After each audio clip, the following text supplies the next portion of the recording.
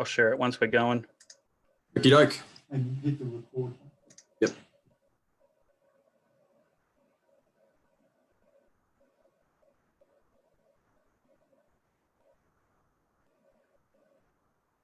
You're live. Okay, and we are live, Dave. Sweet. Right. Well, first thing I've got to say is thank you very much for coming and speaking to me today, Dave. I'm really excited about having you here. Awesome, Matt. Well, I hope I can live up to your excitement and expectations. But as past mates who introduced me to a sweet, very sweet local product of a distillery up there, I'm sure we will catch up well. You'll just have to mute your live stream at your end. Although I've lost your mic now, I can't hear you. You're muted your mic, it looks like, in Zoom. Okay. There we go. Technology. Yeah. Well, you know, I'm somewhat of a Luddite, but are you sure you need to get rid of us South Queenslanders just yet? well, mate, even this bubble, mate, I'm kind of happy to go it out alone. But look, I suppose I should do the formal part of starting off. Welcome to Northern Vibe, everybody. I'm Matthew Maloney. I'm lucky enough today to have David Pellowe. That's Pellowe, as in yellow or hello, not pillow. That's the mistake I made when I first met him. But Dave is a really interesting chap. I first became aware of him in 2018 when I was watching his blogs. I sort of recognised that he was a man who was passionate and articulate, and I invited him to one of our new state meetings up here in North Queensland. Now, the person he was with, ladies and gentlemen, was Professor David Flint. And I must say, I kind of, if it had been me sharing that platform with him, I would have been very nervous, but David handled it like an absolute pro. He did very well indeed. David is a Christian conservative writer and commentator. He's the editor of Good Source. He's the convener of the annual Church and State Summit. Look, David indicates that he believes in natural law and freedoms, as all Christians do, objective truth and justice, personal responsibility and voluntary charity, strong nations and families, free markets and small government. His weekly live show and podcast are exclusively produced for the Good Source audience. So that's S-A-U-C-E, not S-O-U-R-C-E. It's really worth watching, ladies and gentlemen. I log on to it pretty regularly now. And it was, of course, David that introduced me to it, but there's a lot of other excellent presenters there. So I do strongly recommend that you get onto the Good Source. You like and you share the videos that you see there. Look, many of these articles are now syndicated across Australia and New Zealand. And I'm really happy to have him here. He's also been published in the Spectator, which is the oldest continuously published magazine in the world. That means he's made it, ladies and gentlemen. When I first saw him in the Spectator, I was like excitedly on the phone going, Dave, you've got in the Spectator. It's the longest continuously published, magazine in the world. Like, kudos to you. All right. David lives in the southeast, and I'm keen to get his perceptions as someone in the city as we're trying to boot. I'm keen to get his perceptions in regards to the new state movement. Now, for those new listeners who are tuning in the first time, Northern Vibe is a podcast that's interested and formed around the new state movement. I'm a member of an organisation called Boot Brisbane, which exists to form a new state for North Queensland. David, living in the southeast corner and being an articulate person, and having spoken at one of our meetings, I'm really keen to get his side of the story. All right, now David, you are part of the city that we're trying to boot, but I assure you, look, it's no offence, okay? It's about the people. It's not even about the elected representatives, okay? It's about the system. And as much as we're kind of like being ironic, it is important to actually note that, like, it's nothing personal. And how Brisbane came about really is because of the 2017 electoral redistribution. I'm just going to read a couple of facts here. The 2017 electoral redistribution resulted in 4 extra electorates being created in the southeast corner. As a result, there are now 93 electorates in Queensland. 73 are less than 250 kilometres from the Brisbane CBD. But that leaves only 70, that leaves only 20 electorates for the rest of Queensland. Now, even if elected representatives were not bound by party politics, this leaves, it kind of makes them it makes it difficult for them to adequately represent the people of North Queensland. That's literally thousands of square kilometres and over 1 million people who are arguably seriously underrepresented. So I hope that gives some degree of context as to why we're doing this. And as someone from the southeast corner, do you kind of understand why we're doing this?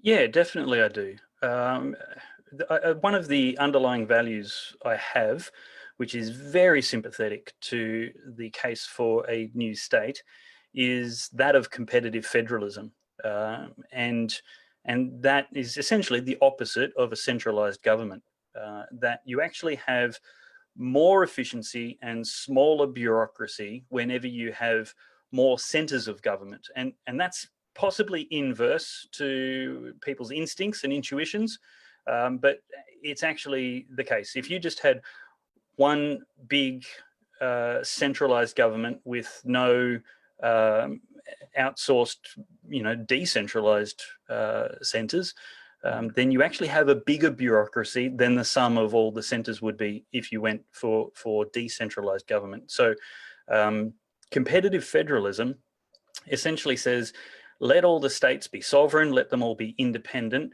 let them do what the majority of their citizens and residents prefer, and let's experiment. So let's do things the way the Daniel Andrews government does and see if the results are better than the way the South Australian government does them. And then let's compare the results. And at the end of that, we can be smarter. But if we all do it exactly the same way, who's to say we didn't do things the best possible way? Who's to say we did do things the best possible way? It could be that there were heaps of better experiments. So we see Taiwan doing different. This is the benefit of having different jurisdictions, as we see in COVID now.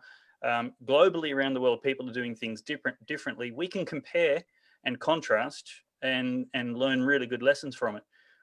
The reason the Gold Coast boomed was because of competitive federalism. Essentially, Gold Coast was a sleepy seaside town full of retirement people and not the thriving metropolis it is now. And then Joh Bjelke-Petersen said, hey, I've got a great idea. Let's stop taxing people's estates when they die. And everybody said, Joh, that's a terrible idea. You'll gut your revenue. Yep. He said, no, she'll be right. And all of the, a significant number of business owners and employers migrated their businesses and relocated them to the Gold Coast. And it made it a huge metropolitan area now. And the other states were losing so much business to the better environment of Queensland that they had to copy. And the other states, having an inferior taxation model, then copied Queensland, and now no state in Australia has death duties anymore or estate taxes. And so the benefit for North Queensland of having the ability to run their own affairs the way that they want to, I think is a fundamental principle and a proven asset to a commonwealth of states and republics. America does it slightly differently. They're a lot more competitive than Australia. Australia over the last 50 years in particular, but certainly since federation, has moved further and further away from federation to centralisation. And that's a result of the High Court and not the Constitution. But that's my underlying sympathy. I'm like, you should be able to have what you want. Look, you've actually gone on to a topic that I kind of am very, very happy that you brought on. It's something that I didn't expect to, candidly, I didn't expect to discuss with you. And I do really want to get the Brisbane perspective shortly. We'll move into that. But you're spot on. And in fact, that's precisely the reason why I became involved in the movement. Initially, for me, it's all about the Federation. Now, I'm also a member of an organisation called the Sir Samuel Griffith Society, which for any listeners out there, if you're interested in the decentralisation of government and you're interested in what competitive federalism means, and incidentally, if you really love hearing fantastic debates, if you like meeting some great brains, it's a fantastic organisation to join. We have an annual conference, and it's kind of how I started to get my head around these concepts that we're speaking about. But Dave, you've raised an excellent point. When I'm kind of speaking to people down south, or indeed in other states, people talk about, well, you know, surely cooperation is a better way than competition. Now, I'm very ambivalent about that, because first, it implies that competition isn't a form of, that cooperation doesn't involve a degree of competition, or that competition doesn't involve cooperation. The best way of explaining it is through a game. If two people are playing a game, be it chess or football or, you know, anything else, they're in competition with each other. But at the same time, they are also cooperating. They're agreeing to abide by a certain amount of rules. They have some things in common, and they're both seeking the same outcome. So this strange idea, when I'm speaking to people, they go, well, we've just got to cooperate more. I go, well, yes, but competition is a form of cooperation. It's absolutely necessary for that to happen, and it's through cooperative competition, I suppose, would be the best way of putting it, that we do come to the best outcomes. If the idea of, you know, people just sitting down and reasoning things out worked, well, you know, communism would have worked, because it's when you read it, when you look at the principles behind it, it's a beautiful and appealing idea. It's just that it doesn't work. Yeah. That's not the way that the human mind works. And it comes down to, you know, these really deep levels of how human beings think, what we want, and the recognition of some fundamental values. So yeah, I totally agree with your reasoning there. And I suspect we're going to have a couple of because, you know, listeners, I should tell you that David is no walkover, and there are a couple of things that I know he's going to pull me up on, and I'm really looking forward to that. And I know you are. Can I start already? Yes. Please. Don't shy away from competition. Like, stop the pansy violet petal shrinking violet, you know, namby-pamby. Of course it's a competition. Of course it is. If you if you want cooperation, you've got a cartel. That's not in the interest of anybody. What you want is competition. Free market thrives on competition. The consumer wins when there's competition. That's exactly the best thing for it. And democracy is no less a marketplace than your supermarket. If you want a supply of the best ideas and the best policies and the best combination of those things, then you don't just need competition between politicians and the parties within your state. You actually need your state competing with other states to be able to attract the best of what the other state has. So if you want the best school curriculum, then you need competition between school curriculums. Otherwise, there is no incentive to do better. And this is just, we could take ages going down this rabbit trail, but yeah, absolutely it's a competition. And that is the best possible incentive for consumer-friendly outcomes. And by consumer-friendly, I just mean residents and citizens when we're talking about democracy in states. So yeah, don't shy about competitions. It's not a hostility thing, but it is a competitive thing. We want to be the best state, and that sense of loyalty and allegiance creates so much goodwill and cohesion. It's why patriotism is a value, because we're actually competitive with other nations. We want to be the best nation in the world. We want to be the best destination for businesses, for those who are persecuted, and you know, and anyway, competition, bring it on. Yeah, absolutely. Look, because this is something that is turning into a little bit of a love fest, I'm going to look, I genuinely think that a split will be of benefit for the North, and that's why I'm most interested in it. But I think separation needs to benefit the South as well. And I don't. I'm sorry. Why? It doesn't need to benefit everybody. I mean, that's like that's like saying competition needs to suit the cartel or benefit both. No, but we're not. You shouldn't be seeking a loss. It should just be, again, democracy. You should have the right to self-determination, and we shouldn't be able to hold you captive. Certainly not. And it would be selfish of us to say no, you can't, because it would be bad for us. Well, that's like me telling my neighbor he can't do what he wants on his property because it's bad for me. Well, no, that's your backyard. You do what you want, and we'll look at it. It's nice to talk and consider each other, but I think we're not our neighbour's keeper to.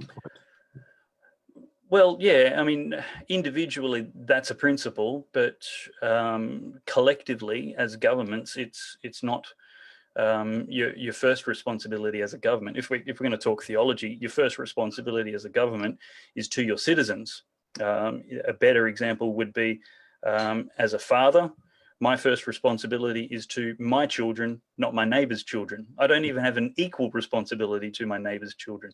They are secondary. I'm not irresponsible to them. I drive slow in the neighbourhood, and if there was a dog attacking them, I would risk my life to save them. But they don't come before my children. And so likewise, Queensland shouldn't worry about what's good for New South Wales. Australia shouldn't worry about what's good for China. And North Queenslanders shouldn't worry about what's good for Southeast Queenslanders, above and beyond, or to the detriment of their own backyard. Well, we shouldn't have to, but remembering that there's going to be a degree of electoral process in this, there's political strategy. There's political strategy, yeah. I was speaking to Jason Costigan about this. He was my second interview, and he was equally, I must say, dismissive of the idea as you are. But let me explain my reasoning to the idea of looking after Southeast Queensland. Yeah, well, no, of it being mutual benefit, not so much looking after. Again. Well, I agree. You need to be. Politics is the art of the possible, and so you can win the argument and lose the debate. So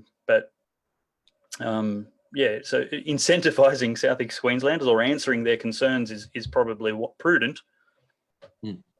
But I think the real benefit will be this. Now, right now we've got 33,000 electors per electorate, whereas in South Australia they've got 25,000. I believe, electors per electorate. Now, for complete clarity, Brisbane doesn't have an official policy. We have a number of discussion points in regards to where the border should be. But for the purposes of this discussion, and again, so I'm not misrepresented, this is just for the purposes of this discussion. Let's say the line is drawn a little bit south of Gladstone, which I think would be wise and prudent, and that's the kind of area that I like to discuss around. If the line is drawn there, and that would mean a massive electoral, restructure of both, the north and, of course, New South Queensland, if I can articulate it that way. Now, it's going to mean that these. Hey, we get to keep the name, okay? That's a deal breaker. Well, we can fight about that when the time comes. Yeah. But again, if you guys can be New South Queensland, you get the Maroons jersey. That's also a deal breaker. Every time we have this, because we've had a lot of public meetings, as you well know, and this question always comes up. And I used to laugh and be dismissive about it, but I realised that it links into identity. It's very much. Yeah. It's the best way of articulating identity, both shared and separate. These football teams and these ideas of who gets this colour and who gets these symbols and everything, they matter. And they're going to be very important. They're going to be very important discussions. And indeed, if you look at the federation debates, these were equally big issues. Victoria, Queensland wanted to be called Victoria, but Victoria took the name first. So we took the Queen's land. Yeah. So this big fight. Interesting. I hadn't heard that. That's interesting. Very patriotic, very loyal to our sovereign we are. Yeah, well, quite so. But just imagine this this electoral redistribution. That means that so if you've got a line pretty much straight across from just south of Gladstone, all of those areas in the south and the southeast, they're all of the body politic is going to be a lot smaller. Brisbane is going to be dealing with a lot smaller area, rather than, and again, I don't mean this in a disrespectful way, but rather than projecting the values of Brisbane environmental groups and stuff like that into North Oh, Queensland. be disrespectful. Well, I kind of... I remember in my speech in Cairns being very disrespectful of the notion that North Queenslanders should have the West End Greens crocodile management policy imposed on them. A bunch of yahoos who've never even seen a paddock, let alone a crocodile. Quite so. And look, you know, that really did, that really, I got to admit, I use that line all the time, and I've used it in a number of my speeches, David. So thanks very much. A great form of flattery is having someone steal stuff off you, and I've kind of done that. True. I do that too. Yeah, but you know, we too are kind of conservative about conservation. We just want to make the decisions as to, you know, what we can, you know, what we decide to conserve and what we decide to, and, you know, what we want to, where we want to create our, wealth, what areas we want to expand, what areas we want to, Sure, if I can use the word, but it's going to force the Southeast to kind of do that too, because no longer will it be this abstract concept of the cattle stations in the far north and the far west. It all of a sudden, I mean, well, okay, so we're a smaller body politic. Yes, we do want to conserve places. Yes, we get that, but we're not going to be generous with North Queensland. We're not going to lock all of that up. We're not going to prevent the Indigenous people from being able to better themselves, from cow cockies from being able to better their land. You can no longer do that. They're going to have to decide. And again, you know, everybody wants to. I'm a bushwalker. I'm a hunter. I'm a diver. I want places where I can go and do those things and take my children. We all do, but the Southeast then will have to be a little bit real about creating its wealth too, because depending on where you draw the line, and if you draw it around about the area I'm talking about, we kind of create more wealth, and we kind of fund you a bit. So we'd like to be able to keep that money for ourselves and develop our own interests in our hospitals and all those sorts of things, which is a concept I know you're in complete agreements with. But the benefit for you guys is that finally it's going to focus the minds of the electorates, of the electors on reality. And with smaller electorates, I think you find that a lot of these massive blocks will be broken up. That's going to be one of the biggest things for you. You're going to get the same things that we want. But we want control, we want empowerment, and we want people with skin in the game making the decisions. Well, the same thing is, that's what's going to happen with you guys down south. You're going to get that same power as well. Does that kind of make sense? I'm not sure how we would get more power. I guess I'm not quite following that line of thinking. Well, I should qualify it for the, you know, power for the regions. The regions down south will have more relevance, and their concerns and considerations will have to be taken into consideration by the Brisbane. Perhaps only by lack of competition for oxygen in elections with North Queensland. The metropolitan Queenslanders would even more disproportionately outbalance those of outlying regions then. Well, look, it would depend on how, again, remembering what I said about the electorates. So if they only had 25,000. Look, I think one of the most pressing needs for democratic reform in Queensland is the restoration of an upper house, the Legislative Council. And one of the best arguments against that, one of the most potent arguments against that, it's actually a terrible argument, is oh no, more politicians kind of argument. Now that's something you're going to have to deal with if you're suggesting smaller electorates, because it's ultimately going to mean more MPs. However, an upper house doesn't have to mean more MPs. In fact, I'm in is it 35 federal electorates in Queensland? I'm not in a position to say it off the top of my head. I'll just Google it quickly. Okay. We should get a brains trust with that. But look, that is one of the other questions that I was going to lead into later on. You know, the formation of this new state is definitely going to allow us to, you know, review the unicambrial system. But it also, again, look, it's going to allow you guys to do the same sort of thing. You're going to sit there and go, well, do we really want to keep this unicambrial system? There's 30. Unicameral, 30 federal electorates. Now, the way we need to introduce, this is my theory, and it's not mine, I've just copied it, imitation. The way we need to implement or return the upper house to Queensland, and there's a distinct benefit for what you're trying to pursue in doing so.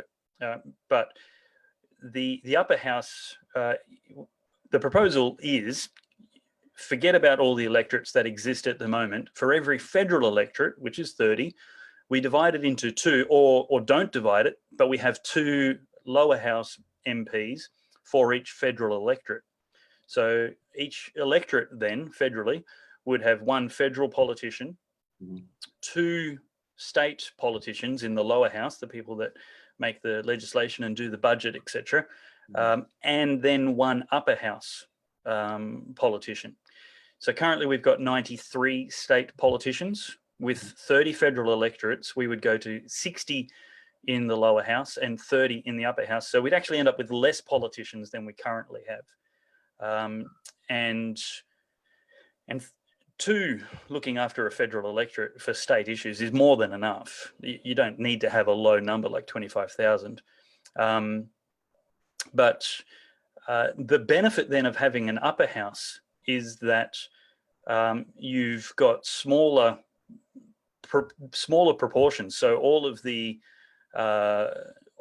regional centres have their federal electorates, which are there's less of a disparity numerically between the metropolitan electorates and the regional electorates. But that's how the Senate works in Australia. It's meant to be that each state has an equal number of senators. Yep. And that it doesn't matter that Tasmania is so much smaller than New South Wales. So, if we could tweak that plan a little bit to make sure that as each electorate goes, then anyway, that's the possibility there. I do see where you're coming from, and of course, Dave explanation. It's not just the Cairns speaking. It's not just the Cairns speaking event we've had. Boot Brisbane has been very active in a number of other areas. We've gone out to Mount Isa. We had a trip all down the East Coast where we went to Townsville, Rockhampton, Gladstone, as far south as Bundaberg. And that was an excellent trip. And we found a consistency of concerns. One of them was no new politicians. But the way that we kind of countered that was just by pointing out a simple fact. And that is this: you can't ask for more representation and less representatives. That's the very definition of a totalitarian cartel. People are going to get together when you have that. Look, that's a good answer. I'm pro having cake and pro eating it. I don't know many people that aren't, but this is one of those circumstances where you really can't have one or the other. That seems to resonate with people too, and especially when you frame it within the context of Senate representation. Now, right now, isn't it? I think it's 12 senators for each state. So we'd get 12 senators for our area, just above Gladstone, and you guys that have it down there. But perhaps it could be, or is it 10 or 12? I think it might be 8. No, it's 12, but in the redistribution. Oh, right. No, you're right, 12. Okay, all right. There we go. So Google just spoke. So that was my encyclopedic brain. Okay. But look, even if a law was passed saying, okay, well, 10, you're going to get 10 representatives. That really resonates with the people of North Queensland, because we say, well, that means we're going to get the tenders. That means that because we've got a boat building industry and there's other things up here. Imagine having senators sitting down there, 10 senators barracking for the development of industry, the development of dams, or the development of whatever it is. That kind of really resonates with people. And when I tend to find, even in places like Mount Isa, which actually has a very high itinerant population, as opposed to places like Bundaberg, which has a relatively high stable population, that really resonated with people. So I'm not dismissive of the argument, and I'm actually not disagreeing with you, because it's something that we do have to face, but it's not an insurmountable problem, and framed in the right, people kind of get it. Also, when you kind of think, I think there are going to be massive implications for this. I'm really glad that you brought up the idea of federalism. There are going to be massive implications for a new state, for the way business is done in Australia. We've had that discussion and pointed that out. But one of the things that I find most concerning is, I've forgotten the exact age group because I don't have the paper off the top of my head, but I saw on a reputable website that young people, defining young people under the age of, I think it was 35, disproportionately are becoming more and more disenchanted with democracy. Now, I think one of the reasons that is happening is because precisely of this lack of representation. Now, again, you can't have your cake and you can't eat it. If you want representation and you want democracy and you want to partake in democracy, well, first you got to get out there and you got to believe some things. You got to campaign. You got to argue. You got to debate. You got to do all those things. But second, you need to have representatives. And if you find that your voice matters, so you can go down and speak to your local state MP, and it matters. You can actually resolve an issue. One of the little cat's cries we kind of use is you and me without the 73, because obviously with taking away the 20 state electorates, that leaves 73 state electorates in the southeast. So when I'm speaking to people in the region areas, I said, look, even if we disagree on policy, so if I'm speaking to people who are, very green people, and of course we've got to speak to them. I've had some great conversations with deep greens in a lot of these areas, and some of them kind of see it. Like I see this ambivalence when I'm speaking to deep green people. They like the idea of like really being out of control and kind of lock up their areas, but they understand that it's going to mean a lack of centralisation. And depending on where they are, depending on where they were, depending on whether or not they trust their neighbours and whether or not they have a lot in common with their neighbours, really did change the conversations that I had with them. So some of them really like the idea of central power, so they can just kind of like, well, there's only one election we've got to win, and that's the one in Canberra. Like, get rid of the states, get rid of all these things. If we just do that, and that way we can impose our will, because we're the guys, we can just impose our will on people. But again, when if you find it in an area, and Cairns is a surprisingly environmentalist place, not in the deep green Brisbane sense, but in the sort of Matt Maloney redneck sense. I want to go fishing. I want crayfish in the water when I go and spear them. Yeah. So, I really want to kind of look after those sorts of things. And that's the way that we can have those, conversations.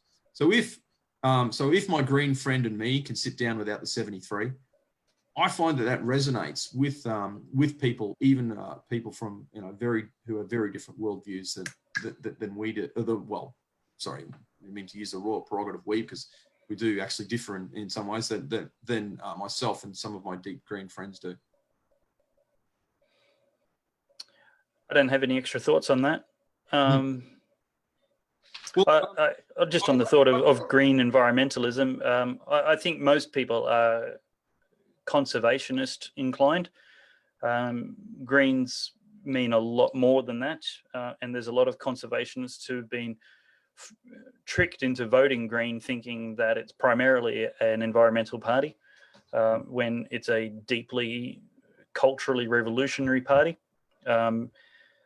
And on the topic of conservation, their definition of conservation is closer to neglect than sustainable management.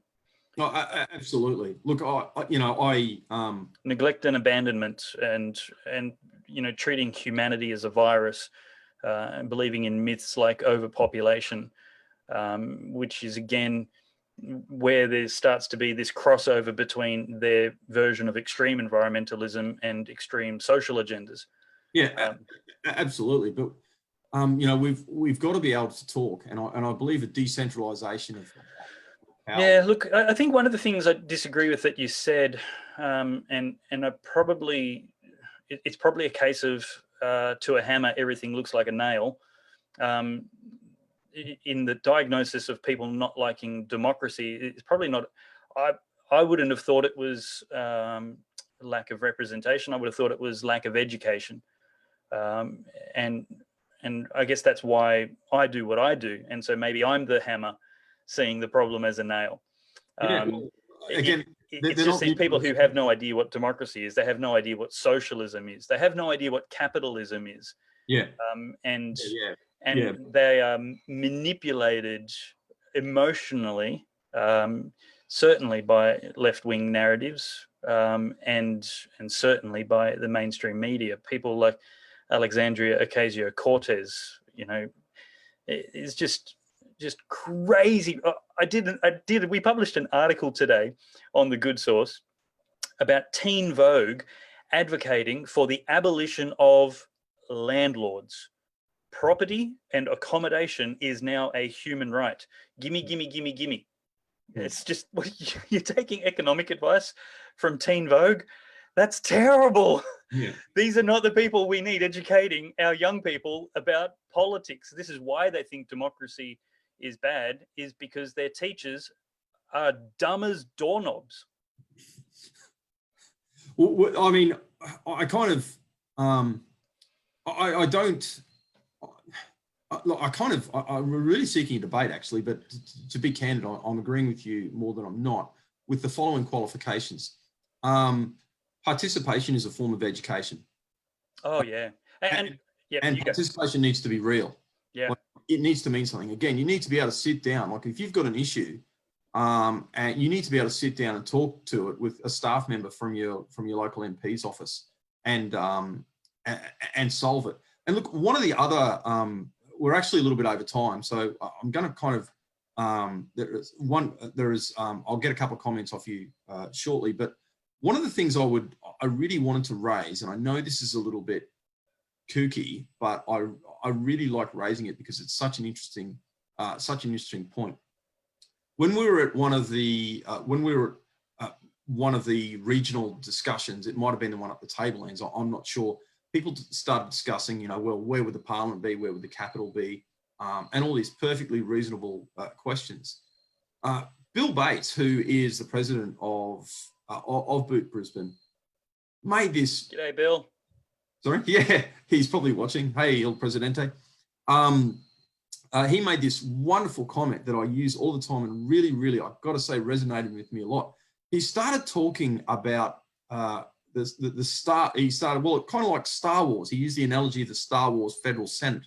Now we've all seen the movie where, you know, you have these people that are beaming into this area and they're having the discussions there. Well, it's no longer fantasy. And imagine what that would do. Imagine what that would do for the mindset. Now we know the facts of human psychology. When one human being moves into a group of other human beings, that person starts to not so much moderate, but at least has a desire to fit in with that group of people.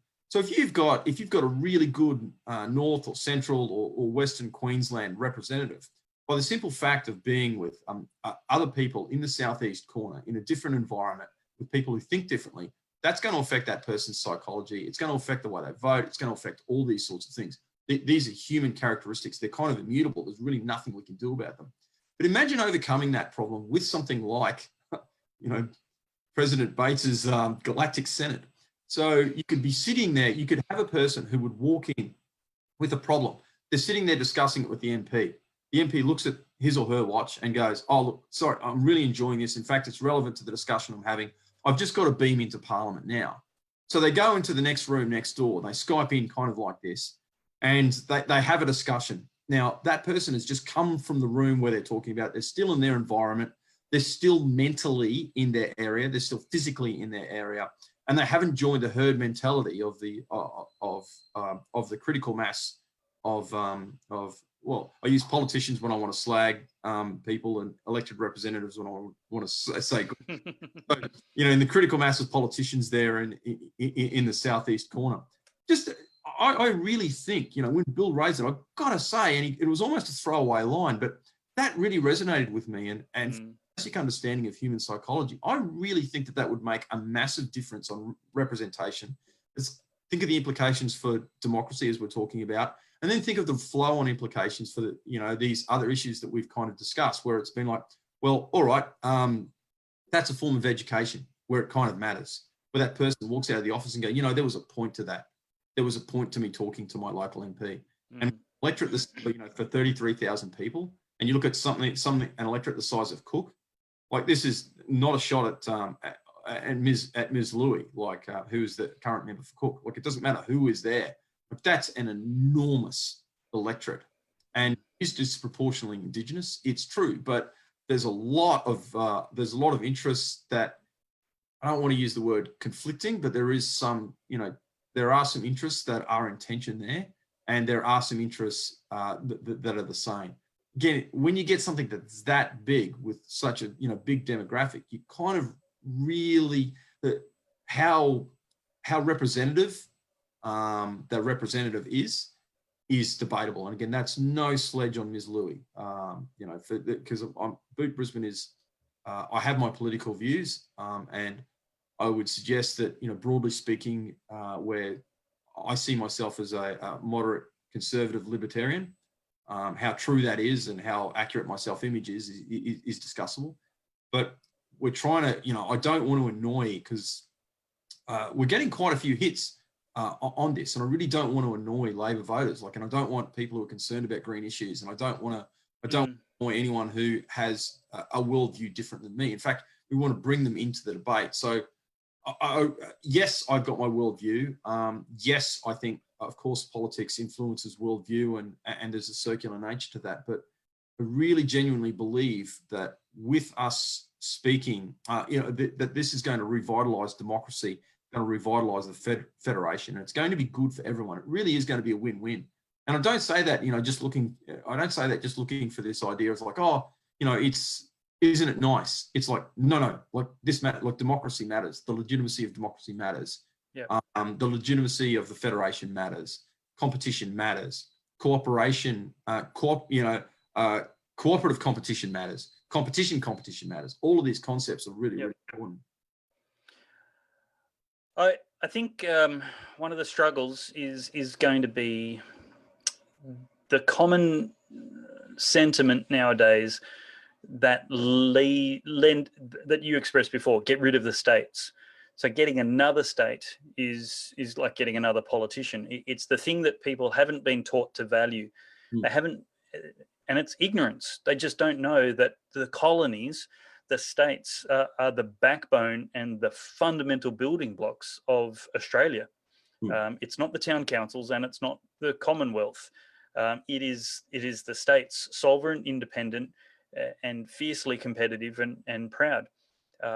And exactly. when you build that back into our education, or their education, post national curriculum, when the government's had their turn indoctrinating them for 12 years, then we've got to get our hands on them and say, hang on, regardless of multiple high court decisions, centralising power, and premiers abdicating responsibilities from the states back to the Prime Minister and the federal parliament, the states are where it's at. The states are where you get best representation. The closer decisions are made to you, the better the decisions represent you, the better the quality of decision, and the smaller the bureaucracy.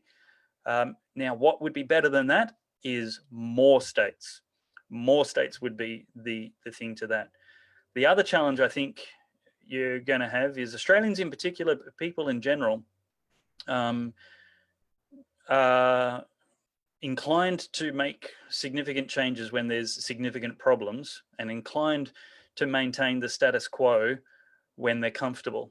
And one of the problems we have is an incredible amount of prosperity and peace in Australia. There's no significant problems that need solving, which would be solved by a new state. There are certainly going to be better representation and better, but there's nobody starving. There's no tyrannical regimes, arresting people in the middle of the night, disappearing them. Their family don't hear from them for, 3 years before they, compared to the rest of the world. Look, we've definitely got problems that we want to do better in Australia, but compared to the rest of the world, we're really, really blessed. And so that level of comfort is going to make most people go, we're okay. That leads me on to the final question that we're going to wrap things up on. when I was speaking to Bernard Salt, you know, one of Australia's who's been great with his time. So if him or any of his staff are listening, thank you very much, Bernard. That certainly hasn't gone unnoted or unappreciated by us.